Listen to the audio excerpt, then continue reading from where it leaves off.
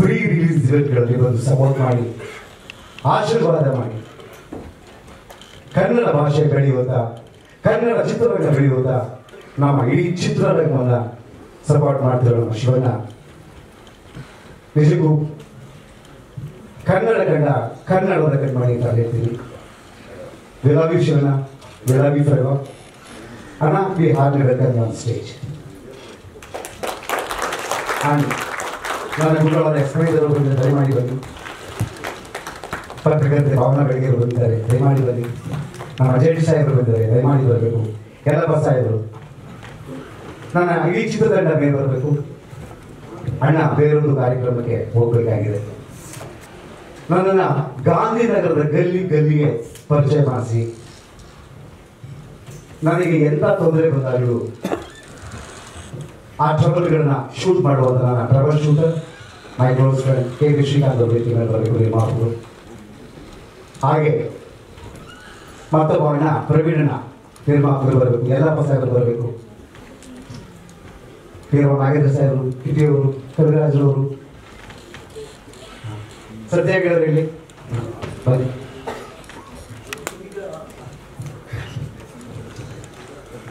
ನಮ್ಮ assistant commissioner of police CCB Anand ಸಾಹೇಬರು ದಯಮಾಡಿ ವೇದಿಕೆ ಮೇಲೆ ಬರಬೇಕು.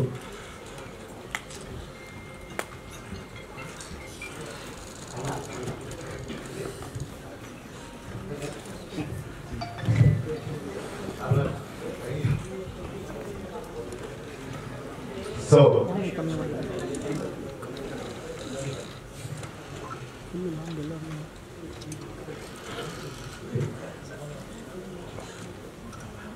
ಎಲ್ರಿಗೂ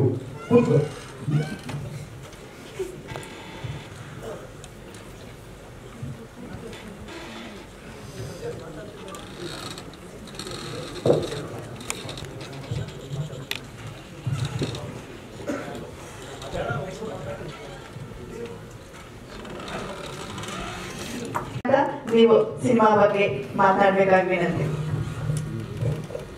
ಮೊದಲನೇದಾಗಿ ಇಲ್ಲಿ ಬಂದಿರ್ತಕ್ಕಂಥ ಎಲ್ಲಾ ಮಾಧ್ಯಮ ಮಿತ್ರರಿಗೂ ಹಾಗೆ ವೇದಿಕೆ ಮೇಲೆ ಇರ್ತಕ್ಕಂಥ ಸಂಜು ಎಸ್ ಗೀತಾ ಪಾರ್ಟ್ 2 ಚಿತ್ರದ ತಂಡದವರಿಗೆ ನನ್ನ ಧನ್ಯವಾದಗಳನ್ನ ತಿಳಿಸ್ತೀನಿ. ಒಂದ್ ವಿಷಯ ಫಸ್ಟ್ ಹೇಳಿ ನಾನು ಚಿತ್ರದ ಬಗ್ಗೆ ಶುರು ಮಾಡ್ತೀನಿ. 10 years ago exactly June 7th ನಾನು ವಜ್ರಕಾಯ ಸಿನಿಮಾ ರಿಲೀಸ್ ಆಗಿತ್ತು. ಇವತ್ತು ನಂಗೆ ಎಷ್ಟು ಖುಷಿ ಆಯ್ತು, ಶಿವಣ್ಣನೂ ಬಂದಿದ್ರು ಈ ಕಾರ್ಯಕ್ರಮಕ್ಕೆ, ನಾಗಶೇಖರ್ ಅವ್ರು ನನ್ನೂ ಕರೆದಿದ್ದಾರೆ. ಸೊ ಯೂನಿವರ್ಸಲ್ ಕನೆಕ್ಟಿವಿಟಿ ಅಂತಾರಲ್ಲ ಹಾಗೆ ನಾಗಶೇಖರ್ ಅವರೊಬ್ರು ಅದ್ಭುತ ನಿರ್ದೇಶಕ, ತುಂಬಾ ಒಳ್ಳೆ ಕೆಲಸ ಮಾಡುವಂತ ನಿರ್ದೇಶಕರು. ಮಾಸ್ಟರ್ ಆಫ್ ಲವ್ ಅಂತಾನೆ ಹೇಳ್ಬೋದು. ಲವ್ ಅರ್ಥ ಕೊಡುವಂತ ಚಿತ್ರಗಳನ್ನ ತುಂಬಾ ಅದ್ಭುತವಾಗಿ ನೋಡಿಸ್ತಾರೆ. ಸೊ ನಾನು ಅವ್ರಿಗೆ ಸ್ನೇಹಿತಗಿಂತ ಹೆಚ್ಚಾಗಿ ಬಿಗ್ ಫ್ಯಾನ್ ಅವರ ಚಿತ್ರಗಳಿಗೆ. ಅವ್ರು ಮಾಡಿರ್ತಕ್ಕಂಥ ಸಂಜು ಎಸ್ ಗೀತಾದಲ್ಲಿ ನಮ್ಮ ಶ್ರೀನಗರ ಕಿಟ್ಟಿ ಅವರು ಈಸ್ ವೆರಿ ಸೆನ್ಸಿಟಿವ್ ಆಕ್ಟರ್. ನಮ್ಮ ಕನ್ನಡ ಚಿತ್ರರಂಗದಲ್ಲಿ ತುಂಬಾ ಕೆಲವು ಬೆರಳೆಣಿಕೆಯಲ್ಲಿ ಸೆನ್ಸಿಟಿವ್ ಆಕ್ಟರ್ ಅಂತಾನೆ ಹೇಳ್ಬೋದು. ಅವ್ರು ಮಾಡಿದ್ದಾರೆ. ಮತ್ತೆ ನಾನು ಯಾವಾಗ್ಲೂ ಬಾಸ್ ಅಂತಾನೆ ಕರಿತೀನಿ ಸತ್ಯ ಹೆಗಡೆ ಸರ್.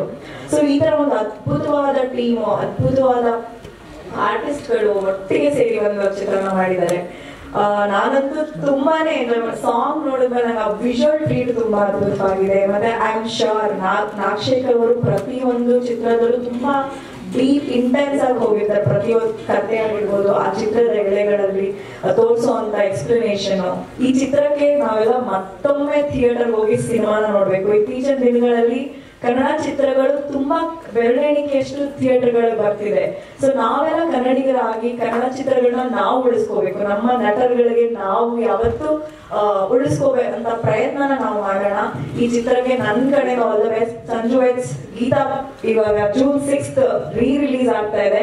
ಇದೊಂದು ಅದ್ಭುತವಾದ ಯಶಸ್ಸನ್ನ ಕಾಣ್ಲಿ ಅಂತ ನಾನು ಆಶಿಸ್ತೀನಿ.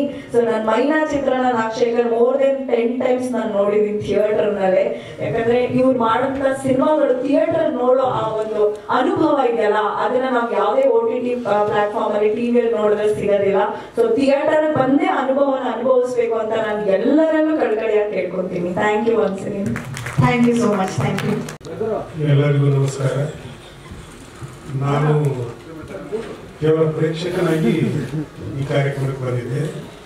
ಪಾಪ ನಾಗಶೇಖರ್ ಅವರು ಗುರುತಿಡೋದು ಮ್ಯಾಮ್ ತಂದು ಕೊಡ್ತರು.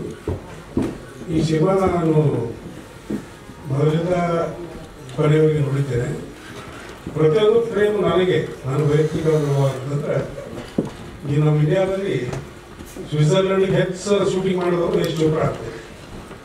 ಪ್ರತಿಯೊಂದು ಸಿನಿಮಾದಲ್ಲಿ ಅವರು ಸ್ವಿಟ್ಜರ್ಲೆಂಡ್ ಹೋಗ್ತಿದ್ದ. ನಮಗೆಲ್ಲ ಗೊತ್ತಿದೆ, ಸ್ವಿಟ್ಜರ್ಲೆಂಡ್ ಗವರ್ಮೆಂಟ್ ಅವರೇ ಯಶ್ ಚೋಪ್ರಾ ಅವ್ರಿಗೆ ಒಂದು ಪ್ರೈಸ್ ಕೊಟ್ಟಿದ್ರು ನಮ್ಮ ಮನೆ ಶೂಟಿಂಗ್ ಮಾಡಕ್ಕೆ. ಅವ್ರ ಸಿನಿಮಾದಲ್ಲಿ ಕೂಡ ಈ ಫ್ರೇಮ್ಗಳನ್ನು ನಾನು ನೋಡಿಲ್ಲ. ಅದರಲ್ಲೇ ಕಿಟ್ಟಿಯವರು ಕೂತಿದ್ರು, ಅವರು ರಾಜಶೇಖರ್ ಅವರು ಆಗಲೇ ಹೇಳ್ತಿದ್ರು ಇದು ಒಂದು ಕನ್ನಡ ಸಿನಿಮಾ ನೀವು ನಡೆಸಲಿಲ್ಲ, ಬಾಲಿವುಡ್ ಮತ್ತು ಹಾಲಿವುಡ್ ಸಿನಿಮಾ ಅಷ್ಟೇ ಸಿನಿಮಾ ಅಂತ ಕಾಣಿಸ್ತು. ಹೀಗಾಗಿ ಮನೆಯಲ್ಲಿ ನಾನು ಒಂದು ಸುದ್ದಿ ನೋಡ್ತಾ ಇದ್ದೆ, ಹಾಗಾದ್ರೆ ಮಹೇಂದ್ರ ಅವರು ಕೂಡ ಹೇಳೋದ್ರಲ್ಲ, ಈ ಡಿಸೆಂಬರ್ ಇಲ್ಲಿವರೆಗೆ ಕನ್ನಡದ 100 ಸಿನಿಮಾಗಳು ಬಿಡುಗಡೆ ಆಗಿದೆ, ಅದರಲ್ಲಿ ಯಾವ ಸಿನಿಮಾನು ಕೂಡ ಸಕ್ಸಸ್ ಆಗಿಲ್ಲ ಅಂತ ಹೇಳಿ ಕೆಲವೊಂದು ನಿರ್ದೇಶಕರು ಮತ್ತು ನಮ್ಮ ಸಾಧು ಕೋಕಿಲ್ ಅವರೆಲ್ಲ ಮೀಟಿಂಗ್ ಮಾಡಿ ಹೇಳ್ತಾ ಇದ್ರು. ಅದಕ್ಕೇನು ಕಾರಣ ಅನ್ನೋದು ನಾವೆಲ್ಲ ಕಂಡು ಹಿಡಿದು ಒಳ್ಳೆಯ ಸಿನಿಮಾಗಳನ್ನು ಪ್ರೋತ್ಸಾಹ ಮಾಡಬೇಕು. ನಾವೆಲ್ಲ ಈಗ ಟಿವಿ ಬಂದ ಮೇಲೆ, ಈ OTT ಅವ್ರು ಹೇಳಿದಾಗ OTT ಬಂದ ಮೇಲೆ ನಮ್ಮ ಮನೆಯಲ್ಲಿ ಕುತ್ಕೊಳ್ಳೋ ಪರಿಪಾಲನೆ ಬೇರೆಗಳು ಬಂದಿವೆ.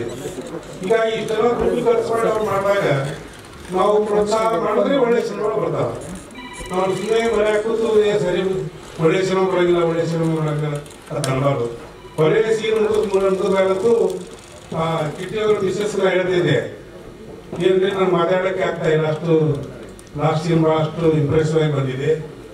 ಅದಕ್ಕೆ ನಾವು ಎಲ್ಲರಿಗೆ ವಿನಂತಿ ಮಾಡೋದು ಏನಂದ್ರೆ, ತಾವೆಲ್ಲರೂ ಥಿಯೇಟರ್ಗೆ ಹೋಗಿ ನೋಡ್ರಿ, ಪ್ರೋತ್ಸಾಹ ಕೊಡ್ರಿ. ನಾನು ಕಾಲೇಜ್ ದಿನದಲ್ಲೇ ನಾನು ಸ್ಟೂಡೆಂಟ್ ಲೀಡರ್ ಇದ್ದಾಗ ನಾ ಎಲ್ಲ ವಿದ್ಯಾರ್ಥಿಗಳು ಹೇಳ್ತಿದ್ದೆ, ಅವಾಗೇ ನಾನು ಕನ್ನಡ ಸಿನಿಮಾಗಳನ್ನು ನಾವು 2-2 ಸಲ ನೋಡ್ಬೇಕು ಅಂತ. ಅವಾಗ ಈಗ 30-40 ವರ್ಷ ಇದೆ. ಹೀಗಾಗಿ ನಾನು ಈಗಾದರೂ ಕೂಡ ನಾವು ಒಂದು 2 ಸಲ ನೋಡಿ ಈ ಸಿನಿಮಾಗಳನ್ನು ನಾವು ಪ್ರೋತ್ಸಾಹ ಮಾಡಿದ್ರೆ ಅವರು ಕುಮಾರ್ ಅವರು ಮತ್ತು ನಾಗಶೇಖರ್ ಅವರು ಇನ್ನೂ ಒಳ್ಳೆಯ ಸಿನಿಮಾಗಳನ್ನು ನಮ್ಗೆ ಕೊಡ್ತಾರೆ. ಹೀಗಾಗಿ ಅವ್ರಿಗೆಲ್ಲರೂ ಪ್ರೋತ್ಸಾಹ ಮಾಡೋದು ನಮ್ಮ ಆರ್ಥಿಕ ಕರ್ತವ್ಯ ಅಂತ ಹೇಳಿ ನನಗೆ ಇಲ್ಲಿ ಕರೆದು ಮಾತಾಡಲಿಕ್ಕೆ ಅವಕಾಶ ಮಾಡಿಕೊಟ್ಟಂತ ಎಲ್ಲರಿಗೂ ವಂದನೆಗಳು ಸಲ್ಲಿಸಿ ನಾನು ಮಾತಾಡ್ತೇನೆ. Thank you so much sir. ವೇದಿಕೆಯಲ್ಲಿರ್ತಕ್ಕಂತಹ ಪತ್ರಕರ್ತೆ ಶ್ರೀನಗರ ಕಿಟ್ಟಿಯವರ ಧರ್ಮಪತ್ನಿ ಭಾವನಾ ಅವರು ನಿಮಗೆ ಆತ್ಮೀಯವಾದ ಸ್ವಾಗತವನ್ನು ಬಯಸ್ತಾ ಟೈಮ್ ನಿಮಗೆ ಕೊಟ್ಟಿದ್ದೀವಿ. ಧನ್ಯವಾದಗಳು. ವೇದಿಕೆ ಮೇಲಿರುವಂಥ ಎಲ್ಲ ಗಣ್ಯರು, ಮಾಧ್ಯಮ ಮಿತ್ರರು ಎಲ್ಲರಿಗೂ ನಮಸ್ಕಾರ. ಆಲ್ರೆಡಿ ಪ್ರತಿದಿನ ಚಾನಲ್ಗಳಲ್ಲಿ ಏನಾಗಿದೆ ಅಂತ ನಾನು ಎಲ್ಲರಿಗೂ ಬಂದಿದ್ದೀನಿ. ನಿಮಗೆಲ್ಲ ಗೊತ್ತಿರೋಂಗೆ ಜನವರಿ 10 ಆ ಸಿನಿಮಾನ ಭಾಳ ಅದ್ದೂರಿ ಪ್ರಚಾರ ಮಾಡಿ ಸಿನಿಮಾ ರಿಲೀಸ್ಗೆ ಅಂದ್ಕೊಂಡು ರೆಡಿ ಇದ್ದಿದ್ದ ಸಿನಿಮಾ. ನಮಗೆ 7ನೇ ತಾರೀಕು ಮಧ್ಯಾಹ್ನ 3 ಗಂಟೆಗೆ ಒಂದು ವಾಟ್ಸಪ್ಪಲ್ಲಿ ಹೈದರಾಬಾದಿಂದ ಯಾರೋ ರಾಮ್ ಅಂತ, ನನಗೂ ಸಮಾಧಾನ ಇಲ್ಲ, ನನಗೆ ಯಾವ್ದಾದ್ರು ಗೊತ್ತಿಲ್ಲ, ಒಂದು ಸ್ಟೇ ಕಾಪಿ ವಾಟ್ಸಪ್ಪಲ್ಲಿ ಬರುತ್ತೆ. ಬಂದಾಗ ನಮ್ಗೆ ಸಡನ್ ಶಾಕ್ ಆಗುತ್ತೆ. ನಾನು ನಿರ್ದೇಶಕರು ಮತ್ತು ಕಿಟ್ಟಪ್ಪ ಮಾತಾಡಿ ಅಡ್ವೊಕೇಟಿಗೆ ಕೇಳ್ತೀವಿ, ಈ ಥರ ಏನು ಮಾಡೋದು ಅಂತ. ಇಮ್ಮಿಡಿಯೇಟ್ ಹೈದರಾಬಾದ್ ಹೋಗೋಣ ಅಂದ್ಕೊಂಡು ಹೈದರಾಬಾದ್ಗೆ ಹೋಗ್ತೀವಿ. ನಾನು ಇಲ್ಲಿಂದ ಅಡ್ವೊಕೇಟಿಗೆ ಹೋಗ್ತೀವಿ. ಹೋದಾಗ ಅಲ್ಲಿ ಏನಾಗುತ್ತೆ, 8 ಬೆಳಿಗ್ಗೆ ನಾವು ಹೋಗೋದು. 8 ಬೆಳಿಗ್ಗೆ ಹೋದಾಗ ಕೋರ್ಟ್ ಮುಂದೆ ಹೋಗಿ ನಮ್ಮ ನ್ಯಾಯಾಲಯ ಸಬ್ಮಿಷನ್ ಮಾಡ್ತಾರೆ, ನಮ್ಮದೇನು ದಾಖಲೆಗಳನ್ನು ನೋಡ್ತೀವಿ. ಅಲ್ಲಿ ಏನು ಮಾಡಿದ್ದಾನೆ ಪ್ರೊಡ್ಯೂಸರ್, ನಾನಂತ ಎಲ್ಲರೂ ತೋರಿಸಿಲ್ಲ, ನಾವು ಪೋಸ್ಟಲ್ಲಿ ನಾಗಶೇಖರ್ ಸಿನಿಮಾಸ್ ಅಂತ ಹಾಕಿದ್ದು. ಅದೇನಕ್ಕೆ ಹಾಕ್ತೀವಿ ಅಂತ ನಿಮ್ಗೆ ಗೊತ್ತಿರುತ್ತೆ. ಒಳ್ಳೆ ನಿರ್ದೇಶಕರಿಗೆ ನಾಗಶೇಖರ್ ಅಂದರೆ ಒಳ್ಳೆ ಮೂವಿ, ಆ ನೇಮಿಂದಲೇ ಜನ ಅಟ್ರಾಕ್ಟ್ ಆಗ್ತಾರೆ. ನಾಗಶೇಖರ್ ಮೂವಿಲಿ ತುಂಬ ಚೆನ್ನಾಗಿರುತ್ತೆ, ಫ್ಯಾಮಿಲಿ ನೋಡೋಂಥ ಸಿನಿಮಾ ಅಂತ. ಹಾಗಾಗಿ ಬರೀ ಅದನ್ನು ತೋರಿಸ್ತಾರೆ, ಜಡ್ಜೆ ತೋರಿಸ್ತಾರೆ ಈ ಥರ. ನಾಗಶೇಖರ್ ಬಂದು ಪ್ರೊಡ್ಯೂಸರ್ ಇಲ್ಲ ಮೇಡಮ್, ಅವ್ರು ಓನ್ಲಿ ಡೈರೆಕ್ಟರ್ ಅಷ್ಟೇ, ಪ್ರೊಡ್ಯೂಸರ್ ನಾನೇ, ನೀನು ಯಾರು ಇದಕ್ಕೆ ಇದಿಲ್ಲ. ಹಾಗಾದಾಗ ನಮ್ಮ ವಕೀಲರೆಲ್ಲ ಮನವರಿಕೆ ಮಾಡಿಕೊಡ್ತಾರೆ, ಈ ಸಿನಿಮಾಗೂ ನಾಗಶೇಖರ್ಗೆ ಸಂಬಂಧ ಇಲ್ಲ, ನಾವು ರಿಕ್ವೆಸ್ಟ್ ಮಾಡ್ಕೊಳ್ತೀವಿ. ಆಗ ಅವ್ರು ಏನಿರ್ತಾರೆ ಒಂದು ಕಂಡೀಷನ್ ಹಾಕ್ತಾರೆ, ಒಂದು ಕೆಲಸ ಮಾಡಿ ನಾಗಶೇಖರ್ನ ಕರ್ಸ್ಬಿಟ್ಟು ಅವರು ರಿಕಾರ್ಡಿಸ್ಬಿಟ್ಟು ಹಾಕಿದ್ದಾರೆ. ಅವ್ರದ್ದು ಯಾವುದೋ ಬೇರೆ ಸಿನಿಮಾ ಕಮಿಟ್ಮೆಂಟು ರಿಕಾರ್ಡಿಸ್ಬಿಟ್ಟು 45 ಲಕ್ಷ ಕೋರ್ಟ್ ಫೀಸ್ ಕೊಟ್ಟಿದ್ದಕ್ಕೆ ನಾವು ಸ್ಟೇ ಕೊಟ್ಟಿದ್ದೀವಿ. ನಾಗಶೇಖರ್ ಕರ್ಸ್ಬಿಟ್ಟು ನಾಗಶೇಖರ್ 4 ಕೋಟಿ ಕ್ಯಾಶ್ ಡಿಪಾಸಿಟ್ ಮಾಡಿ ನಿಮಗೆ ರಿವರ್ಸ್ ಸ್ಟೇ ವೇಕೇಟ್ ಮಾಡ್ತೀನಿ ಅಂತಾರೆ. ನಾನು ನಾಗಶೇಖರ್ ದಯವಿಟ್ಟು ಈಗ ಅವೆಲ್ಲ ಮಾಡಲಿಕ್ಕಾಗಲ್ಲ, ಎಲ್ಲ ಕಡೆ ಇಡೀ ರಾಜ್ಯಾದ್ಯಂತ ಸುಮಾರು 1.5 ಕೋಟಿ ಖರ್ಚು ಮಾಡಿ ಪಬ್ಲಿಸಿಟಿ ಮಾಡಿದ್ದೀವಿ, ಜನ ಎಲ್ಲ ಕಾಯ್ತಾ ಇದ್ದಾರೆ, ದಯವಿಟ್ಟು ನಮಗೆ ಒಂದು ಅವಕಾಶ ಮಾಡಿಕೊಟ್ಟಿದ್ದೆ ಕೇಳ್ಕೊಂಡಾಗ. ಆಗ ಒಂದು ಕಂಡೀಷನ್ ಅವ್ರಿಗೆ ಮನವರಿಕೆ ಆಗುತ್ತೆ. ಮನೆ ಪ್ರೊಡ್ಯೂಸರ್ ದಾಖಲೆಗಳನ್ನು ನೋಡ್ತಾರೆ, ಅವ್ರಿಗೆ ಮನವರಿಕೆ ಆದಾಗ ಅವ್ರು ಲೇಡಿ ತುಂಬ ಒಳ್ಳೆ ಜಡ್ಜು, ನಿಜವಾಗ್ಲೂ ಅವ್ರಿಗೆ ಥ್ಯಾಂಕ್ಸ್ ಹೇಳಬೇಕು. ಏನೋ ಮನವರಿಕೆ ಆಗ್ಬಿಟ್ಟು ತುಂಬಾನೇ ಟ್ರೈ ಮಾಡ್ತಾರೆ. ಅವ್ನಿಗೆ ರಾಮರಾವ್ ತೋರಿಸ್ತಾರೆ, ಅವನ್ನ ಕೇಳ್ತಾರೆ, ಅವನು ಒಪ್ಕೊಳ್ತಾನೆ. ಇಲ್ಲ ನಾಶಕರು ಮತ್ತೆ ಪಾರ್ಟ್ನರ್ ಕೊಡಿಸೋದು ಅವಾಗ ಹೇಳ್ತಾರೆ, ಇಲ್ಲಪ್ಪ ಏನಿಲ್ಲ ಅಂತ ಹೇಳಿದ್ರು. ಅವನು ಒಪ್ಕೊಂಡಿರಲ್ಲ. ಆಮೇಲೆ ಸರಿ ಅಂದ್ಬಿಟ್ಟು ಅವ್ನು ಹೇಳ್ತಾರೆ, ನೀವು ಕೆಲಸ ಮಾಡಿ, ನೀವೇನು ಮಾಡಬೇಕು ಅಂದರೆ ರಿಕವರಿ ಸೂಟ್ ಆಗಿರೋದ್ರಿಂದ ನೀವು 4 ಕೋಟಿ ಹೊತ್ತು ಪ್ರಾಪರ್ಟಿ ಪೇಪರ್ನ ತಂದು ಫ್ರೆಶ್ ಮಾಡಿದ್ರೆ ಅದನ್ನು ನನಗೆ ಇಟ್ಟಿದ್ದೀರಿ, ತೀರ್ಮಾನ ಅವರು ಕೊಡಲ್ಲ. ನಾಶಕರು ಬಂದು ಅವ್ರದ್ದು ಏನಿದೆ ಕೋರ್ಟ್ ಅಟೆಂಡ್ ಆದ್ಮೇಲೆ ಪೇಪರ್ ರಿಲೀಸ್ ಮಾಡ್ತೀವಿ ಅಂತಾರೆ. ಆಗ ರಾತ್ರಿ ಪೇಪರ್ ತರಿಸ್ತೀವಿ, ಆಗುತ್ತೆ. ಅಷ್ಟೊಂದು ನೀಟಾಗಿ ಗೊತ್ತಾಗುತ್ತೆ, ಇದಷ್ಟೇ ವೇಕೆಂಟ್ ಆಗುತ್ತೆ, ನಾವು ರಿಲೀಸ್ ಮಾಡಲಿಕ್ಕೆ ಕಷ್ಟ ಆಗುತ್ತೆ, ಪ್ರಮೋಷನ್ ಏನಾಗ್ತದೆ. ನಾವೇನು ಮಾಡ್ತೀವಿ, ಫೋನಲ್ಲಿ ಮಾತಾಡ್ಕೊಳ್ತೀವಿ. ಮಾತಾಡ್ಕೊಂಡು ಮೊದಲೇ ಆಗುತ್ತೆ ಅಂತ ಏನು ಮಾಡೋದು ಅಂದಾಗ ಸ್ಟೇ ವೇಕೆಂಟ್ ಮಾಡ್ತಾರೆ. ನನಗೆ ಆ್ಯಕ್ಚುಲಿ ನನ್ನ ಪೇಪರ್ ತಂದು ಕೊಟ್ಟಿದ್ದಾರೆ. ಇನ್ನು ಟೈಮ್ ಸಿಗಲ್ಲ ನನಗೆ, 10 ತಾರೀಕಿನ ಸ್ಟೇ ವೇಕೆಂಟ್ ಆಗೋದು. ಆ ಮಧ್ಯದಲ್ಲಿ ನಾವು ಅದೇ ಕೂತ್ಕೊಂಡು ಪ್ಲಾನ್ ಮಾಡ್ತೀವಿ. ಈಗ ಅವ್ನು ಮತ್ತೆ ಹೈಕೋರ್ಟ್ ಹೋಗ್ತಾನೆ, ನಾಶಕರೇ ಬರಬೇಕಾದ್ರೆ ಹೈಕೋರ್ಟ್ ಹೋದರೆ ಮತ್ತೆ ಅವಶ್ಯಕ ಕೊಟ್ಟರೆ ಮತ್ತೆ ಪ್ರಾಬ್ಲಮ್ ಆಗುತ್ತೆ, ವರ್ಷಗಳ ಕೇಸ್ ನಡೆಯುತ್ತೆ ಅಂದ್ಬಿಟ್ಟು ನಾವು ಅಡ್ವೊಕೇಟ್ ಆಗಿರ್ತಾರೆ. ನೀವು ಈಗ ರಿಲೀಸ್ ಮಾಡ್ತಾ ಇದ್ದೀರಿ ಅಲ್ವಾ, ನೆಕ್ಸ್ಟ್ ಡೇಟ್ 17 ಮಾಡಿಬಿಡಿ, ಹೈಕೋರ್ಟಲ್ಲಿ ಸ್ಟೇ ಸಿಗಲ್ಲ. ಆಮೇಲೆ ಆರಾಮ್ಸೆ ಕೆಲಸ ಮಾಡ್ಕೋಬೋದು ಅಂತ. ಆಮೇಲೆ ನಾನು ಡೈರೆಕ್ಟ್ ಹೇಳ್ತೀನಿ, ಬ್ರದರ್ ಏನು ಮಾಡೋದು ಈಗ ಅದನ್ನು ರಿಲೀಸ್ ಮಾಡೋಕ್ಕೆ ಏನು ಪೆಂಡಿಂಗ್ ಇದೆ ಅದೆಲ್ಲ ತೋರಿಸ್ಬೋದಾ ಅಂತ. ಆವಾಗ ಈಗ ವರ್ಷ ಕಷ್ಟ ಆಗಿದೆ ಬ್ರದರ್. ಶಿವಣ್ಣ ಅವರು ಬಂದಿದ್ದಾರೆ, ಅವರಿಗೆ ನಮಸ್ಕಾರ. ಈ ಸಿನಿಮಾ ಮೊದಲನೇ ಸಾರಿ ಬಿಡುಗಡೆ ಆದಾಗ ನನಗೂ ಕೂಡ ಒಬ್ಬ ಪ್ರೇಕ್ಷಕನಾಗಿ ನೋಡುವಾಗ ಏನೋ ಒಂದ್ ಕಡೆ ಏನೋ ಮಿಸ್ ಹೊಡಿತಾ ಇದೆ, ಏನೋ ಕನೆಕ್ಟ್ ಆಗ್ತಿಲ್ಲ, ಯಾಕೆ ಹಿಂಗ ಆಗ್ತಿದೆ ಅನ್ನೋ ಭಾವನೆ ನನಗೂ ಬಂದಿತ್ತು. ಆದ್ರೆ ಮೊನ್ನೆ ಇವತ್ತು ನೀವೇನ್ ನೋಡಿದ್ರಿ ಅದನ್ನ ನೋಡಿದ ನಂತರ ನನಗೆ ಬಹಳ ಖುಷಿ ಆಯ್ತು, ಸಮಾಧಾನನೂ ಆಯ್ತು. ಯಾಕಂದ್ರೆ ನಾಗಶೇಖರ್ ಮೇಲೆ ನಮ್ಗೆಲ್ಲೋ ಒಂದು ಭರವಸೆ, ಒಬ್ಬ ಡೈರೆಕ್ಟರ್ ಆಗಿ ನಾಗಶೇಖರ್ ತುಂಬಾ ಚಂದ ಕಥೆ ಹೇಳ್ತಾರೆ ಅಂತ. ಆದ್ರೆ ಎಲ್ಲೋ ಆ ಭರವಸೆ ಹಿಂದಿನ ಆವೃತ್ತಿಯಲ್ಲಿ ಸ್ವಲ್ಪ ಕಡಿಮೆ ಅನ್ಸಿದಾಗ ಬೇಜಾರಾಗಿತ್ತು. ಬಟ್ ಈಗ ನಾಗಶೇಖರ್ ಎಷ್ಟು ಚಂದ ಕಥೆ ಹೇಳ್ತಾರೆ ಅನ್ನೋದು ಅಗೇನ್ ಈ ಸಿನಿಮಾದಲ್ಲಿ ಈ ವರ್ಷದಲ್ಲಿ ಖಂಡಿತ ಪ್ರೂವ್ ಆಗುತ್ತೆ. ಇಲ್ಲಿ ನನ್ನ ಪ್ರಕಾರ ಕೆಲವೊಂದು ವಿಷಯಗಳನ್ನು ಹೇಳಲೇಬೇಕು. ಅದು ಯಾವ ಕಾರಣದಿಂದಾಗಿ 21 ನಿಮಿಷದ ಫುಟೇಜ್ ಮಿಸ್ ಆಗಿತ್ತು ಅದು ಬೇರೆ. ಆದ್ರೆ ಆ ಮಿಸ್ ಆಗಿದ್ದ ಫುಟೇಜ್ ಅಲ್ಲೇ ಅದ್ಭುತವಾದ ಸೀನ್ಗಳಿತ್ತು. ಸಿನಿಮಾನ ಕಟ್ಟಿಕೊಡುವಂತ ಆಹಾ ಅನ್ನುವಂತ ಸೀನ್ ಎಲ್ಲ ಅಲ್ಲೇ ಇತ್ತು. ಫಾರ್ ಎಕ್ಸಾಂಪಲ್ ನಾನು ಹೇಳ್ಬೇಕು ಅಂದ್ರೆ ಇಡೀ ಸಿನಿಮಾದ, ನನ್ನ ವೈಯಕ್ತಿಕವಾಗಿ ಇಡೀ ಸಿನಿಮಾದ ಬೆಸ್ಟ್ ಸೀನ್ ಯಾವ್ದು ಕೇಳಿದ್ರೆ ಅಪ್ಪ ಮತ್ತು ಮಗಳ ನಡುವೆ ಒಂದು ಸೀನ್ ಇದೆ. ಅದು ನನ್ನ ಪ್ರಕಾರ ಎಂಥ ಕಲ್ಲು ಹೃದಯವನ್ನು ಒಂದ್ಸರಿ ಕರಗಿಸುತ್ತೆ, ಕಣ್ಣಲ್ಲಿ ನೀರು ಬರಿಸುತ್ತೆ. ಆ ಸೀನ್ ನಿಮ್ಗೆ ಫಸ್ಟ್ ವರ್ಷನ್ ಇರ್ಲಿಲ್ಲ. ಮತ್ತೆ ನೀವು ಸ್ವಿಟ್ಜರ್ಲ್ಯಾಂಡ್ ಅನ್ನ ನೋಡುವಾಗ ನನ್ನ ಪ್ರಕಾರ ಸ್ವಿಟ್ಜರ್ಲ್ಯಾಂಡ್ ಹೋಗ್ಬೇಕು ಅಂದ್ರೆ ಲಕ್ಷಗಟ್ಟಲೆ ಕಷ್ಟಪಡ್ಬೇಕು. ಆದ್ರೆ ಅಲ್ಲಿ ಹೋಗಿ ನಿಮ್ಮ ಕಣ್ಣಲ್ಲಿ ಸ್ವಿಟ್ಜರ್ಲ್ಯಾಂಡ್ ನೋಡಿದ್ರು ಕೂಡ ಸತ್ಯ ಹೆಗಡೆಯವರು ತಮ್ಮ ಕಣ್ಣಿನಲ್ಲಿ ಕಾಣಿಸಷ್ಟು ಸುಂದರ ಸ್ವಿಟ್ಜರ್ಲ್ಯಾಂಡ್ ನಿಮ್ಗೆ ಸಿಗಲ್ಲ. ನಾನು ಸ್ವಿಟ್ಜರ್ಲ್ಯಾಂಡ್ ನೋಡಿದ್ದೀನಿ, ಹೋಗಿದ್ದೀನಿ, ಅಲ್ಲಿ ಇದ್ದೀನಿ. ಬಟ್ ಇಷ್ಟು ಚಂದ ಸ್ವಿಟ್ಜರ್ಲ್ಯಾಂಡ್ ಸತ್ಯ ಹೆಗಡೆ ವಿತೌಟ್ ವೀಸಾ ಪಾಸ್ಪೋರ್ಟ್ ನಿಮಗೆ ತೋರಿಸ್ತಾರೆ. ಅದ್ಭುತವಾಗಿದೆ. ಆಮೇಲೆ ತುಂಬಾ ಕಡೆ ನಮ್ಗೆಲ್ಲ ಏನಿಸ್ತಿತ್ತು ಅಂದ್ರೆ ಎಲ್ಲೋ ರಾಗಿಣಿ ಬಂದ್ರು, ರಾಗಿಣಿ ಅವರು ಒಂದೇ ಸೀನ ಅಂತ, ಅಥವಾ ರಂಗಣ್ಣನವರು ಇಷ್ಟು ಡಾಕ್ಟ್ರು ಒಂದೇ ಸೀನ. ಎಲ್ಲೋ ಒಂದ್ ಕಡೆ ಹೀರೋ ಕ್ಯಾರೆಕ್ಟರ್ ಬೇಕಾದ ಎಲಿವೇಶನ್ ಸಿಗ್ತಾ ಇಲ್ಲ. ಹೀರೋ ಏನ್ ತ್ಯಾಗ ಮಾಡ್ದ, ಹೀರೋ ಹೀರೋಯಿನ್ ನಡುವೆ ಕೆಮಿಸ್ಟ್ರಿ ಇದೆಲ್ಲ ನಮ್ಗೆ ಅಲ್ಲಿ ಕಾಣಿಸ್ತಿಲ್ಲ. ಖಂಡಿತವಾಗಿ ಇಲ್ಲಿ ಒಂದು ಪರ್ಫೆಕ್ಟ್ ಸಿನಿಮಾ ಆಗಿ ನಾಗಶೇಖರ್ ಅವರು ಸಂಜು ವೆಟ್ಸ್ ಗೀತಾ 2 ಅನ್ನ ಮಾಡಿದ್ರೆ ನಮ್ಗೆಲ್ಲ ಏನ್ ನಿರೀಕ್ಷೆ ಇತ್ತು. ಸಂಜು ವೆಟ್ಸ್ ಗೀತಾ ಮೊದಲನೇ ಭಾಗವನ್ನು ನೋಡಿ 2ನೇ ಭಾಗ ಹೇಗೆ ಇರಬಹುದು ಅನ್ನೋ ನಿರೀಕ್ಷೆ ಇತ್ತು. ಆ ನಿರೀಕ್ಷೆ ಸ್ವಲ್ಪ ಲೇಟ್ ಆದ್ರೂ ಇಲ್ಲಿ ಖಂಡಿತವಾಗಿ ಫಲಿಸುತ್ತೆ. ಈ ಒಂದು ಅದ್ಭುತ ಸಿನಿಮಾ ಆಗತ್ತೆ, ಒಂದು ಅದ್ಭುತ ಪ್ರೇಮ ಕಥೆ ಆಗತ್ತೆ. ಈಗ ಜಾಸ್ತಿ ಕತ್ತು ಸಿನಿಮಾಗಳ ನಡುವೆ ಒಂದು ತುಂಬಾ ಬೆಳಕಿನ ಸಿನಿಮಾ. ನಿಮ್ಗೆ ಪ್ರಕೃತಿನ ಎಷ್ಟು ಸಪೋರ್ಟ್ ಮಾಡಿದೆ ಅಂದ್ರೆ ಇಲ್ಲಿ ಸ್ವಿಟ್ಜರ್ಲ್ಯಾಂಡ್ ಅಲ್ಲಿ ನಿಮ್ಗೆ ಸೂರ್ಯ ಮತ್ತು ಮಂಜನ ಒಟ್ಟಿಗೆ ನೋಡೋದು ತುಂಬಾ ಕಷ್ಟ. ಸೂರ್ಯ ಇದ್ದಿದ್ದಾಗಲೇ ಮಂಜು ಕಟ್ಟೋದು. ಬಟ್ ಇವರ ಈ ಸಿನಿಮಾದ ಮೇಲೆ ಪ್ರಕೃತಿ ಎಷ್ಟು ದಯ ತೋರಿಸಿದೆ ಅಂದ್ರೆ, ಯಾಕೆ ಸ್ವಿಟ್ಜರ್ಲ್ಯಾಂಡ್ ಬೇರೆ ಸಿನಿಮಾಗಳಿಂದ ಈವನ್ ಹಿಂದಿ ಸಿನಿಮಾಗಳಿಗಿಂತ ವಿಭಿನ್ನವಾಗಿ ಕಾಣುತ್ತೆ, ಸುಂದರವಾಗಿ ಕಾಣುತ್ತೆ ಅಂದ್ರೆ ಆ ಕಾಂಬಿನೇಷನ್ ಸನ್ ಮತ್ತು ಹಿಮಾ ಅದ್ಭುತವಾಗಿ ಸಿಕ್ಕಿದೆ. ಖಂಡಿತ ಇದೊಂದು ನೀವು ನೋಡಿದ್ರೆ ತುಂಬಾ ಮನಸ್ಸಿಗೆ ಮುದ ನೀಡುವ ಸಿನಿಮಾ ಆಗುತ್ತೆ. ದಯವಿಟ್ಟು ಈ ಸಿನಿಮಾವನ್ನ ಒಂದು ಸ್ಪೆಷಲ್ ಕೇಸ್ ಅಂತ ಪರಿಗಣಿಸಿ ನಮ್ಮ ಮಾಧ್ಯಮದವರು ಸಹ ಬೇರೆ ತರ ಒಂದು ಉತ್ತೇಜನ ಕೊಡಬೇಕು. ಜೊತೆಗೆ ಪ್ರೇಕ್ಷಕರು ಸಹ ಮೊದಲು ಏನಾಗಿತ್ತು, ಏನ್ ತಪ್ಪಾಗಿತ್ತು, ಆ ತಪ್ಪನ್ನ ತಿದ್ದುಕೊಂಡು ಒಂದು ಅದ್ಭುತವಾದ ಕಲಾಕೃತಿಯನ್ನ ಕೈಗಿಟ್ಟಿದ್ದೀವಿ. ಒಂದು ಬ್ಯಾಕ್ ಡ್ರಾಪ್ ಆಗಿ ಇಟ್ಕೊಂಡು ಬಹಳ ತುಂಬಾ ವರ್ಷ ಬ್ಯಾಕ್ ಡ್ರಾಪ್ ಅದು ಈ ಚಿತ್ರದೊಳಗಡೆ. ಬಹುಶಃ ಮೊದಲನೇ ಆವೃತ್ತಿಯಲ್ಲಿ ಅದು ಮಿಸ್ ಆಗಿದ್ದು ಅಂತ ಕಾಣುತ್ತೆ ಜಾಸ್ತಿ. ಇದರಲ್ಲಿ ನನಗೆ ಇಷ್ಟ ಆಗಿದೆ, ಅದಕ್ಕೆ ನಾನು ಮೊದಲು ನೋಡಿರಲಿಲ್ಲ. ಈಗ ಮೊನ್ನೆ ಇದನ್ನ ನೋಡಿದೆ, ಬಹಳ ಅದ್ಭುತವಾಗಿದೆ. ರೇಷ್ಮೆ ಉದ್ಯಮ ಹಿಂದೆ ಏನು, ಅದು ಸಿನಿಮಾ ನೋಡಿದ್ರೆ ಗೊತ್ತಾಗುತ್ತೆ. ಜೊತೆಗೆ ಮನೋಜ್ಞವಾದ ಕಥೆ, ಅದು ಹೇಳಿರೋ ರೀತಿ, ಅದ್ಭುತವಾದ ಕಲ್ಪನೆ. ಎಲ್ಲರೂ ಕೂಡ ಕನ್ನಡದ ಪ್ರೇಕ್ಷಕರು ಥಿಯೇಟರ್ಗೆ ಬಂದು ಈ ಚಿತ್ರವನ್ನ ನೋಡಿ ನಿಮಗೆ ಒಂದು ವಿಶೇಷವಾದ ಬೇರೆ ಅನುಭವ ಆಗುತ್ತೆ ಅಂತ ಹೇಳಿ ಈ ಸಂದರ್ಭದಲ್ಲಿ ಹೇಳ್ತಾ, ಸಂಜು ವೆಟ್ಸ್ ಗೀತಾ 2 ದೊಡ್ಡ ಸಕ್ಸಸ್ ಅನ್ನ ಕಾಣಲಿ ಅಂತ ಹೇಳಿ ಈ ಸಂದರ್ಭದಲ್ಲಿ ಹೇಳ್ತಾ ನಾನು ಮಾತನ್ನು ಮುಗಿಸ್ತೀನಿ. Thank you.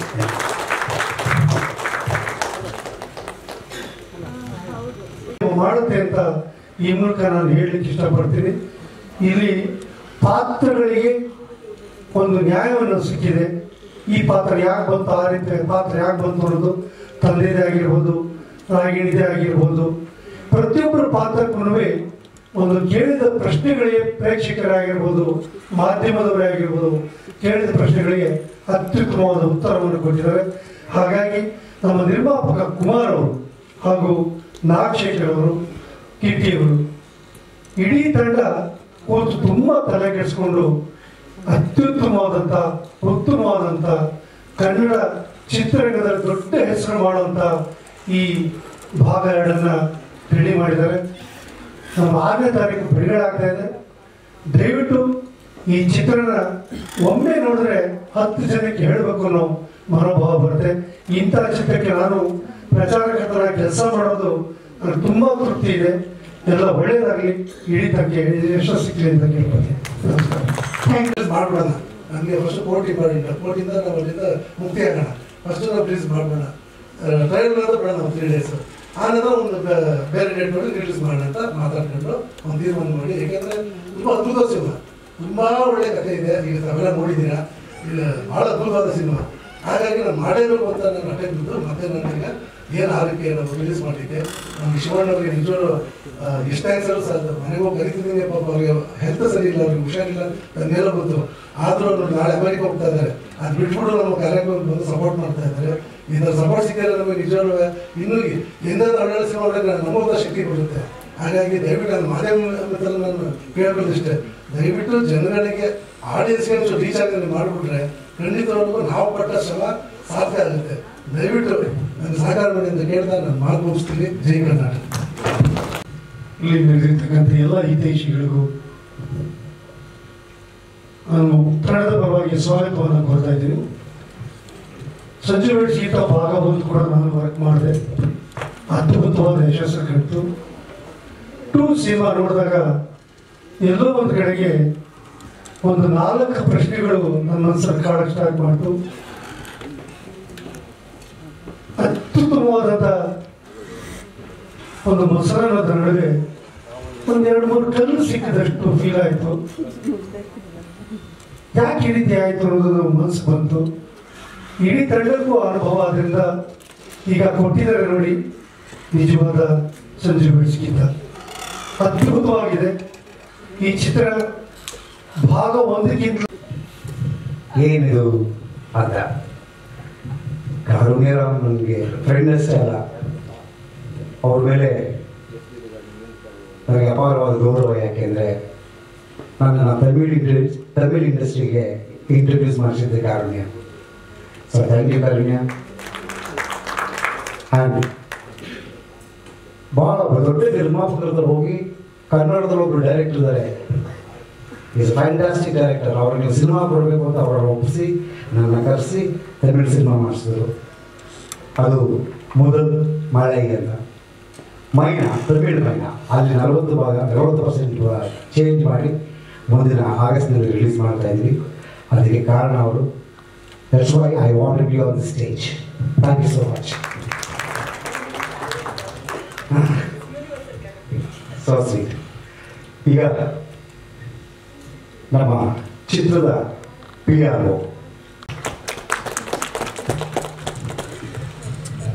ನಮಸ್ತೆ. ಇಲ್ಲಿ ನೆರೆದಿರ ಎಲ್ಲರಿಗೂ. ಈ ಮೂವಿನ ಕಷ್ಟಪಟ್ಟು ಮಾಡಿದ್ದಾರೆ ನಾಗಶೇಖರ್ ಸರ್ ಅವರು, ಈವನ್ ಆ್ಯಕ್ಟ್ ಮಾಡಿರೋರು ಎಲ್ಲ ಹೋಲ್ ಟೀಮ್ಗೆ ನಾನು ಗುಡ್ ಲಕ್ ಹೇಳ್ತೀನಿ. ಆಮೇಲೆ ನೀವೆಲ್ಲರೂ ದಯವಿಟ್ಟು ಬಂದು ನೋಡಬೇಕು, ಕಷ್ಟಪಟ್ಟು ಮಾಡಿದ್ದಾರೆ ಅಂತ. ಸ್ವಿಟ್ಜರ್ಲ್ಯಾಂಡಲ್ಲಿ ತುಂಬ ಕೋಲ್ಡ್ ಇತ್ತಂತೆ, ಸೊ ಅದೆಲ್ಲ ಕಷ್ಟಪಟ್ಟು ಮಾಡಿದ್ದಾರೆ. ಇವತ್ತು ರಿಲೀಸ್ ಮಾಡಿದ್ದಾರೆ ಅಂದಮೇಲೂ ಆ ಟೆನ್ಷನ್ಸ್ ಎಷ್ಟಿರುತ್ತೆ ಅದೆಲ್ಲ I think mostly you can imagine. So ಅದ್ರ ಅವ್ರು ಪಟ್ಟಿರೋ ಕಷ್ಟಕ್ಕಾದ್ರೂ ಒಂದು ಪ್ರತಿಫಲ ಸಿಗಬೇಕು ಅಂದರೆ ದಯವಿಟ್ಟು ತಾವೆಲ್ಲ ಬಂದು ಮೂವಿ ನೋಡಿ. ಸಾಂಗ್ಸ್ ತುಂಬ ಚೆನ್ನಾಗಿದೆ. ಸಾಂಗ್ಸ್ ಬರೆದಿರೋ ಸರ್ಗೆ ತುಂಬ ಧನ್ಯವಾದಗಳು. ಹಾಗೂ ಸತ್ಯ ಹೆಗಡೆ ಸರ್ ಅವ್ರದ್ದು ಸಿನಿಮಾಟೋಗ್ರಫಿನೂ ತುಂಬಾ ಚೆನ್ನಾಗಿ ಬಂದಿದೆ, ತುಂಬಾ ಖುಷಿ ಆಗ್ತಾ ಇದೆ. ಈ ಸತಿ ನೋಡಿದಾಗ ಫಸ್ಟ್ ಮೂವಿಗೂ ಇವಾಗ ಎಡಿಟೆಡ್ ವರ್ಷನ್ ಅಲ್ಲಿ ಬಂದಿರೋದು ತುಂಬಾ ಚೆನ್ನಾಗಿ ಬಂದಿದೆ sir. All the best for the whole group and good luck.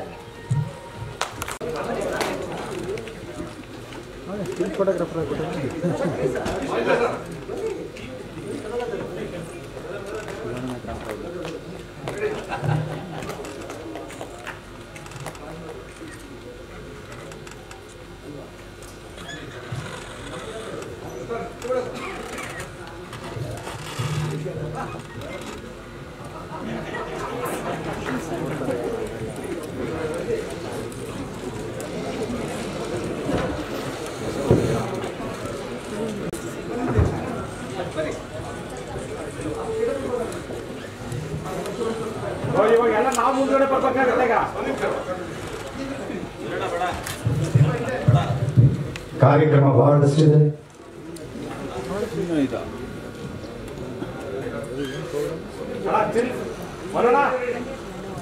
ಅಣ್ಣ ಅವರು ಬೀಳ್ಕೊಟ್ಟು ಮತ್ತೆ ಕಾರ್ಯಕ್ರಮ ಶುರು ಮಾಡೋಣ. ದಯಮಾಡಿ ಕೂತು.